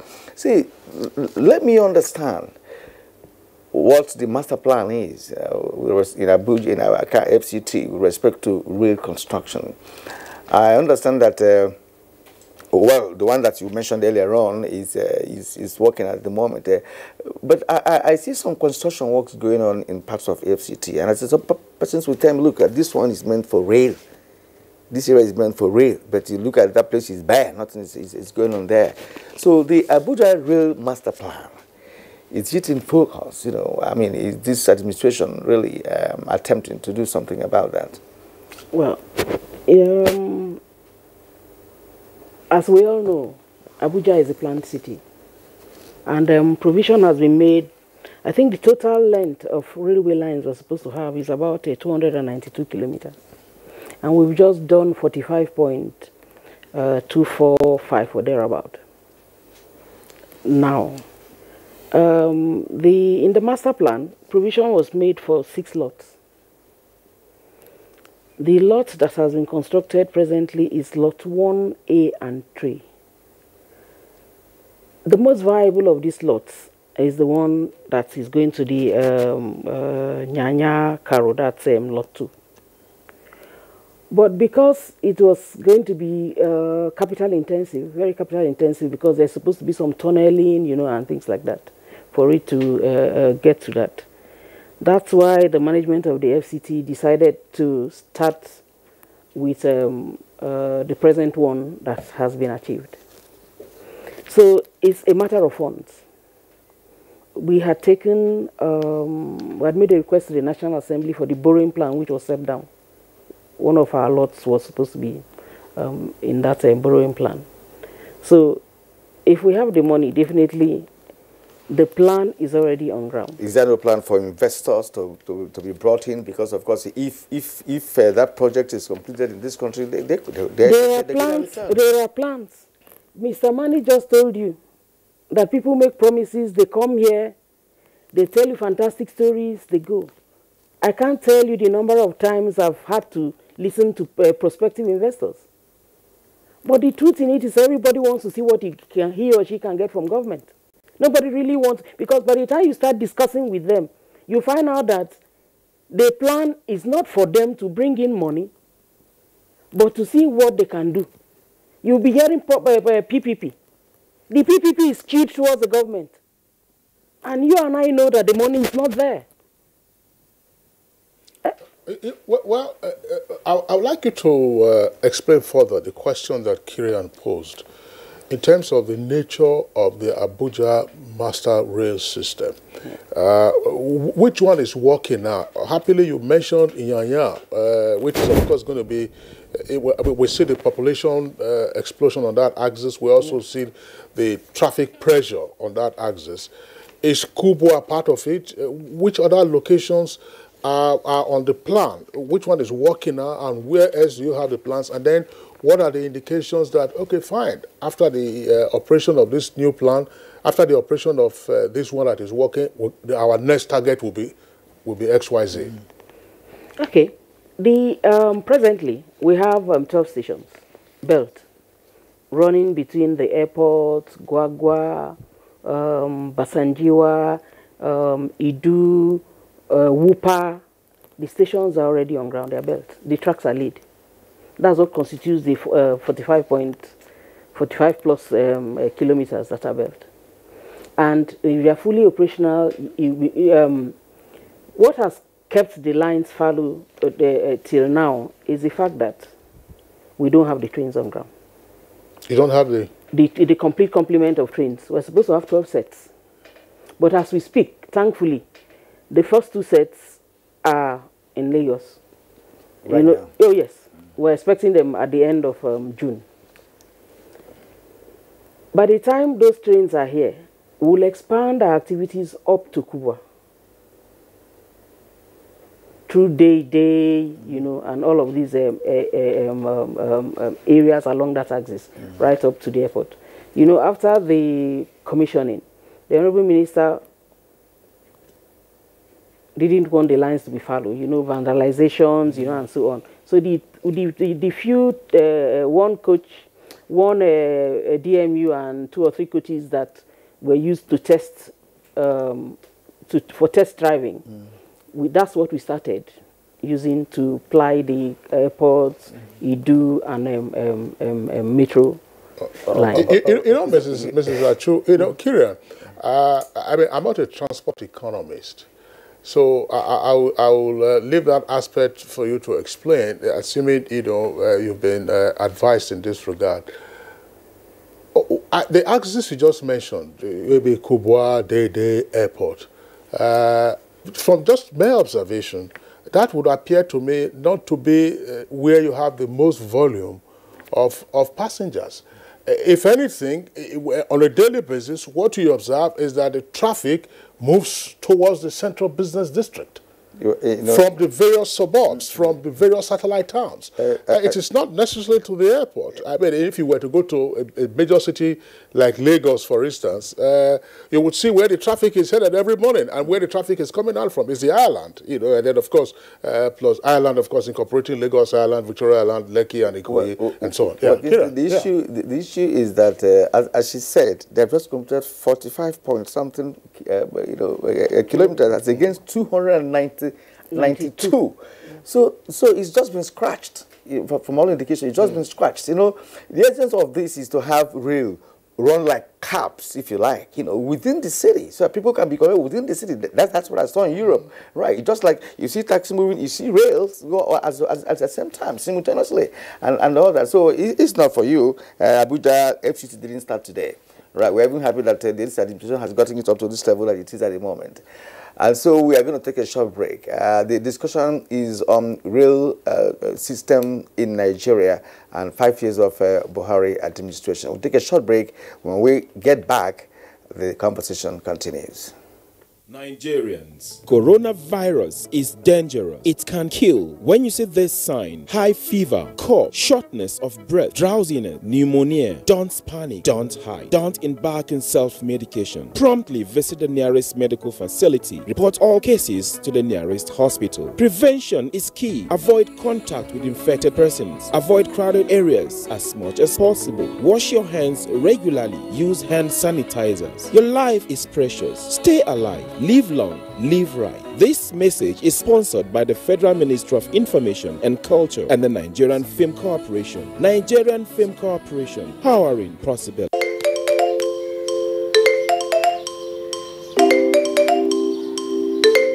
Let's do something more interesting. Let's sing.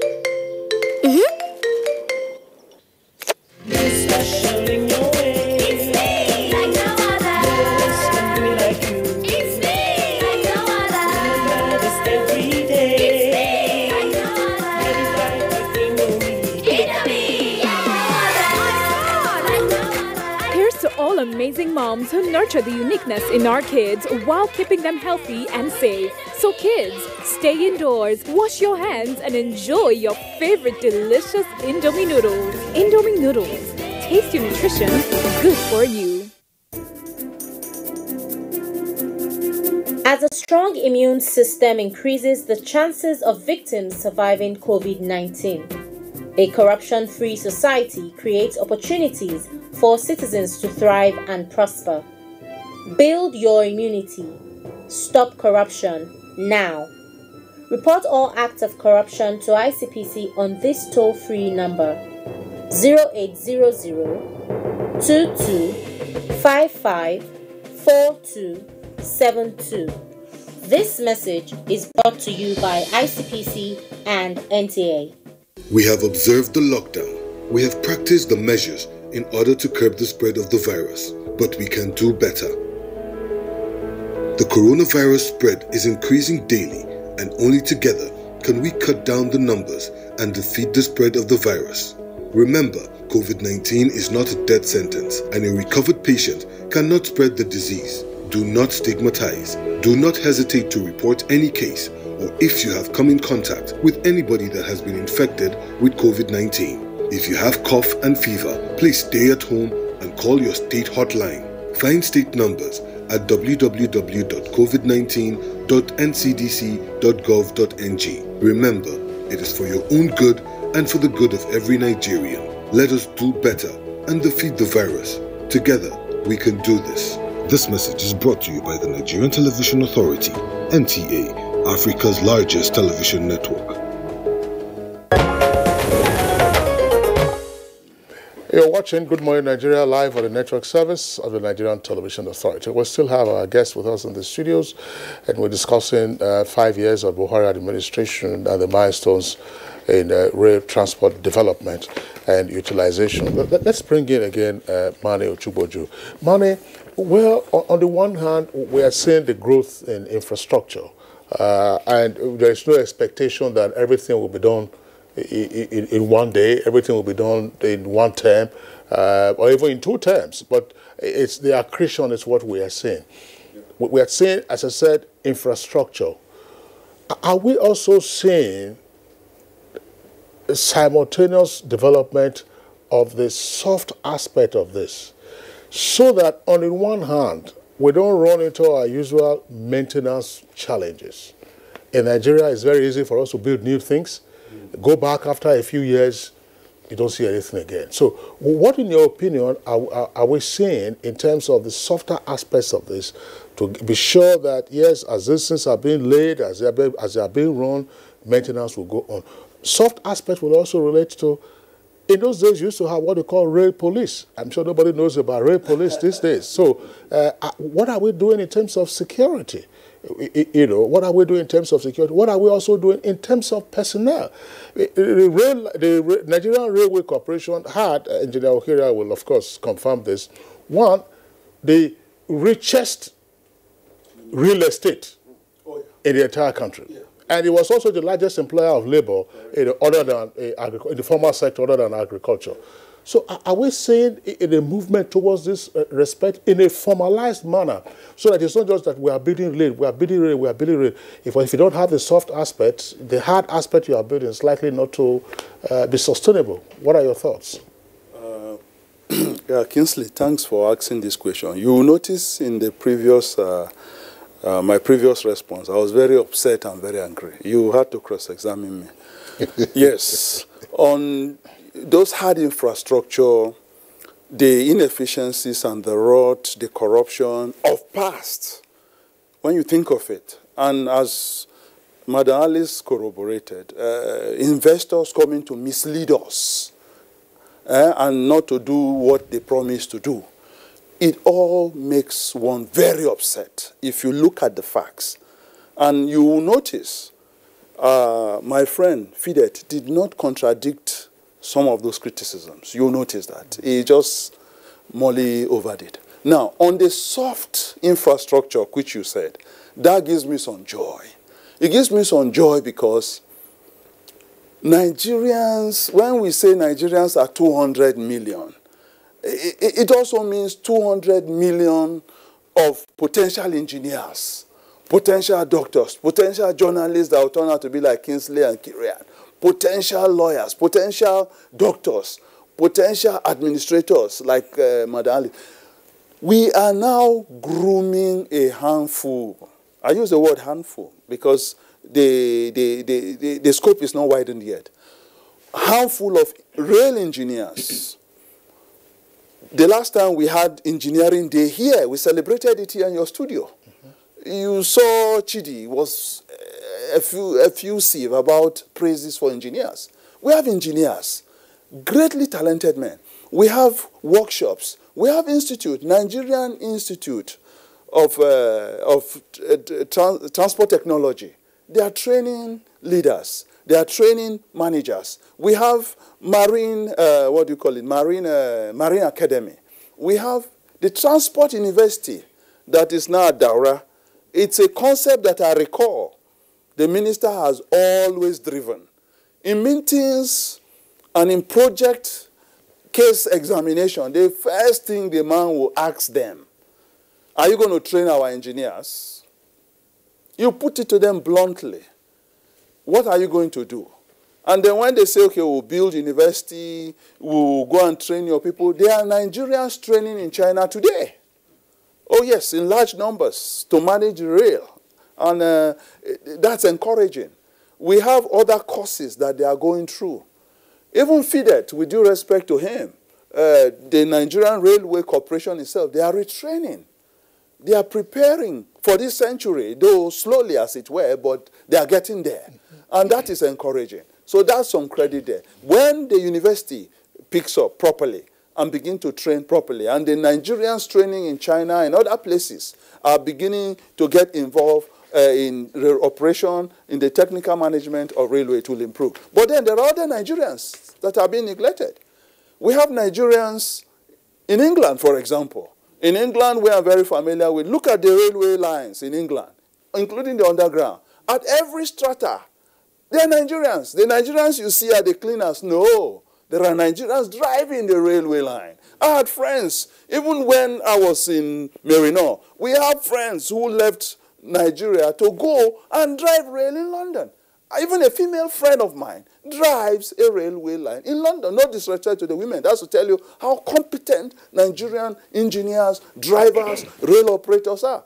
My personal introduction to railway service, was by a Nigerian in England. He runs a railway consultancy firm. And we were in the university doing some work, postgraduate work as lawyers. He said, no, come. We don't need lawyers in fresh or big firms, in city firms. You, Nigerian lawyer, come and do some work for us. And that's how I got involved from England in railway management and consultancy. Not just England, America, and other places. And by the way, we have black people all over the world. Black life matters. If you look for great engineers, you don't need to look for Chinese. Go to Chicago, go to New York. You see black engineers there, bring them here. And you can even add the Caribbean. You can add Brazil. Half of Brazil are black men. Some of them speak Yoruba. Bring them. Cubans are black. Bring them. These are all soft engineering and software that we can apply. Yeah, you see, this is becoming very interesting, you know, as the time is running out. We would have expanded our horizon in this conversation. I had wanted to come to Europe, but I'm forced to return to Engineer Fidet because of the submissions by Mani himself. As a matter of fact, when Kisle was talking about Nigerian railway police and other soft aspect of it, we used to have Nigerian engineers who are in railway staff those days, and they configure all manner of things. They do reverse engineering. They're engaged in the maintenance of the locomotives and what have you. And again, when you talk about collaboration with other nations in terms of contract and what have you, China actually has proved to be the best for me because of what I've said. In the contract, they accept to train your men. They want you to be part of what they're doing. They did that in satellite, in the communication satellite. They trained over 100 Nigerian engineers who are today satellite engineers. So such should also happen in railway. So what I want you to talk about, Engineer Fidel Ohiria, is this. The local content initiative, which of course is a presidential order, Order 5, are you taking cognizance of that in the entire thing you're doing? Because a time will come when you have nobody, no Chinese person to do your maintenance for you. Is it part of the total package? Thank you.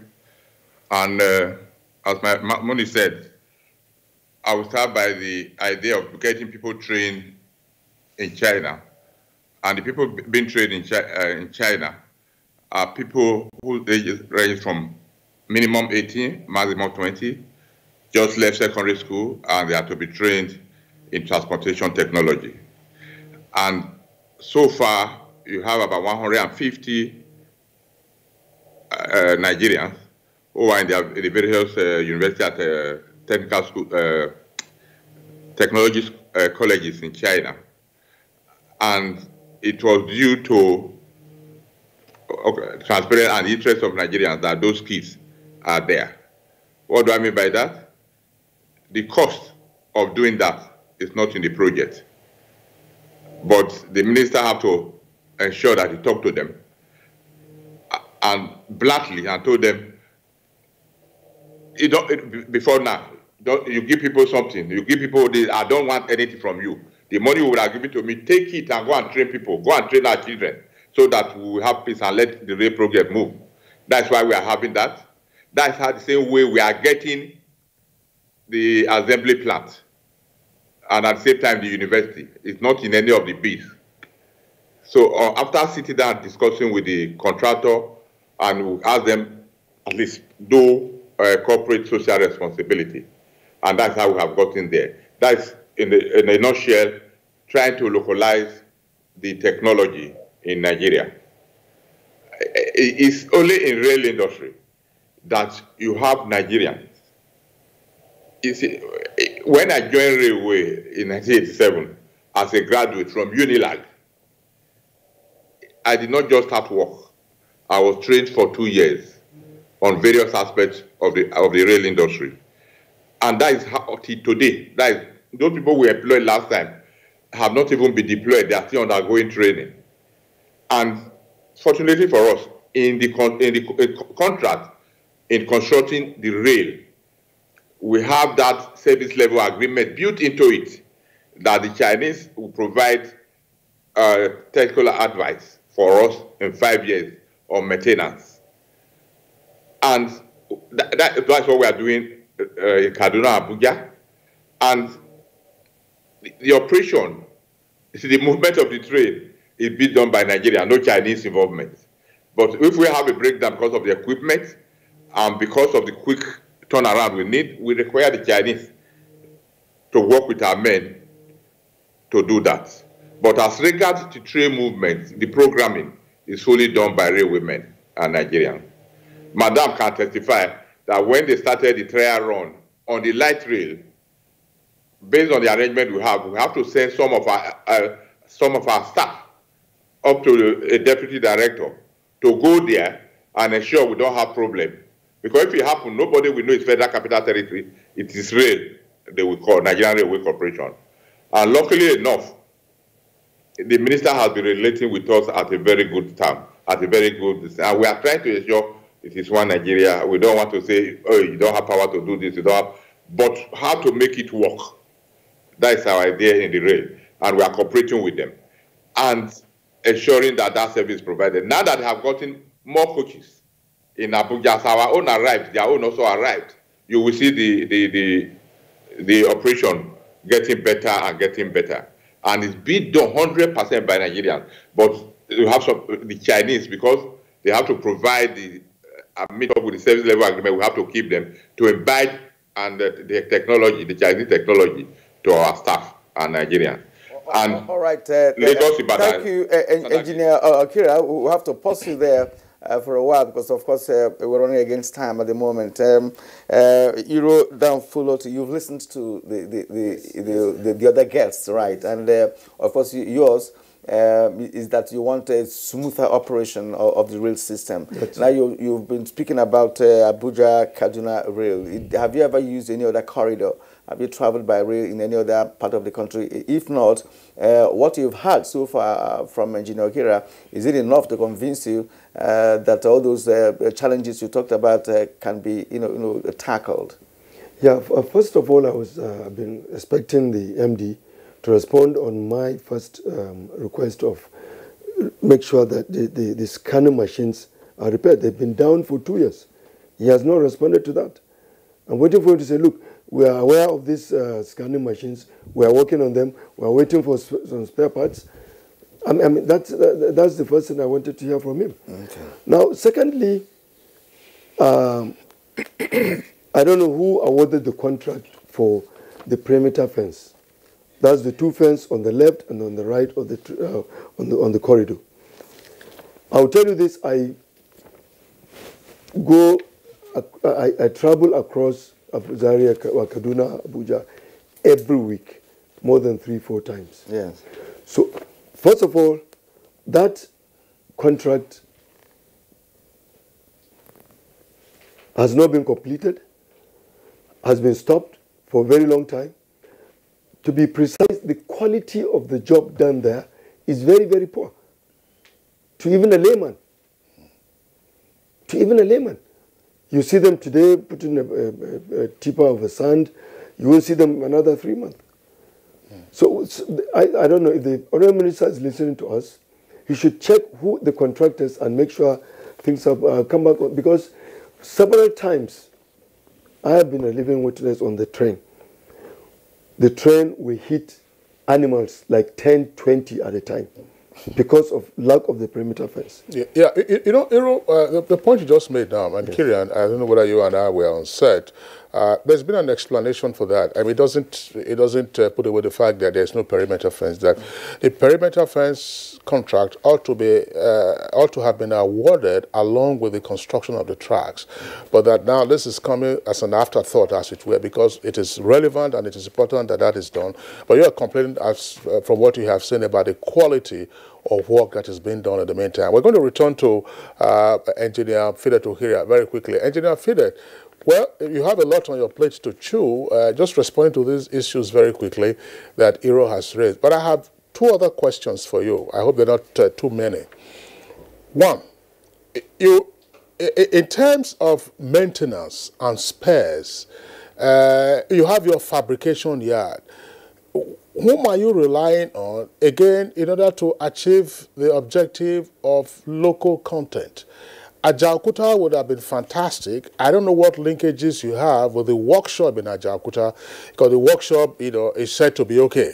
So what linkages does the Railway Corporation have with Ajaokuta? That's one. Secondly, and this has also been a point that has been on for some years now, in terms of changing the legal framework, we know that there are constitutional obstacles, preventing state governments from participating in rail business, and then the other aspects about reforming the transport sector, with particular reference again to rail. The matter has been there in the National Assembly. Are you just sitting back and saying, well, let the lawmakers do whatever they want to do, or the Nigerian Railway Corporation, along with other critical stakeholders, are moving ahead to lobby and ensure that this new legal order comes about?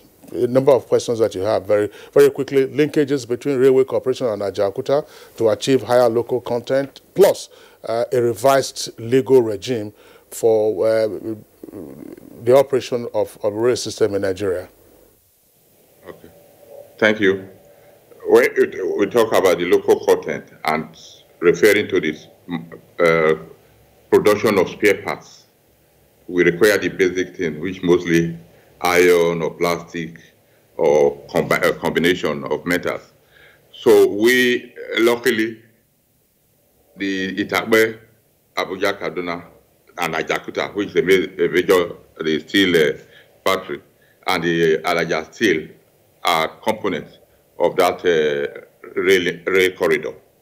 So as we are moving along, I think if the government now take it upon to make sure that those industries also come upstream, so it will be easier to get the materials and manufacture.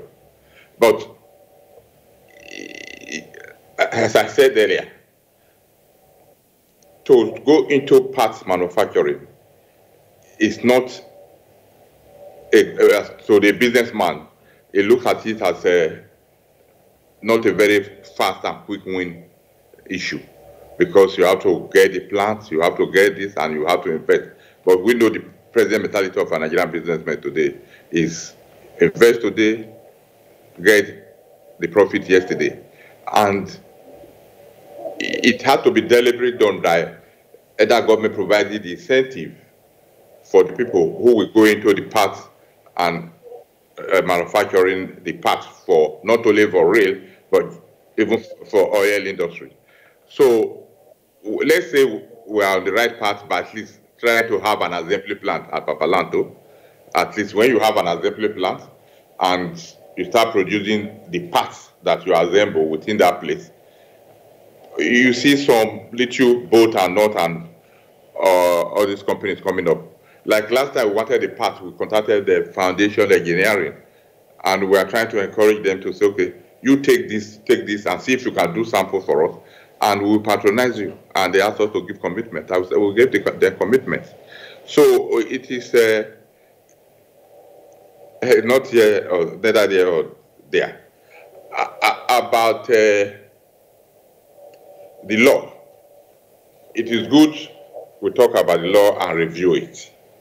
But as a person, as the managing director of Nigerian Railway, I'm saying even the law doesn't stop anybody. Lagos State came and we gave them permit to construct. Cross River, I think it's Cross River. They also came and they were permitted to do. Because all right, once again, Engineer Ohira, we are pausing you. Sorry about that.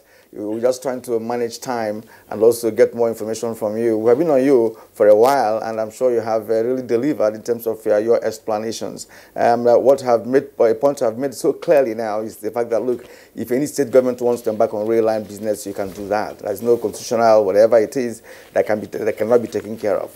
Provide transport system for your state, and people will be happy with you. On that note, I think, Kingsley, we have to call it a day. Well, that's right. Just before we call it today, there are some tweets we'll run through very quickly, Kirian. Yeah. Let's take some of those tweets very quickly. Now, Mutana Farouk's tweet says that transportation is an integral sector that connects economic activities. Under President Muhammadu Buhari, now the sectors have been revitalized into walkable status. Kudos. Godfrey Fregene, the rail development under President Buhari is one of the most cherished developments of his administration. Now, also, we had this from Chris Simeon. It said the southern part of the country does not have sufficient rail lines and terminals. Federal government should construct more rails and terminals in the south to east transportation. Ali Tajuddin, to be honest, Baba has done well in this area, but Lagos-Ibadan standard rail lane should be extended to Shobo as well as to Yelori before Baba ends his tenure. Akeju Olagbaju, the railroad and ancillary project master plan should be reviewed to allow or permit greater participation from the private sector. This is necessary for enduring operations and sustainability. Well, let's say Ibrahim Abu Salam Bello, it's a commendable effort so far. PNB administration has shown serious commitment in the development of the rail sector.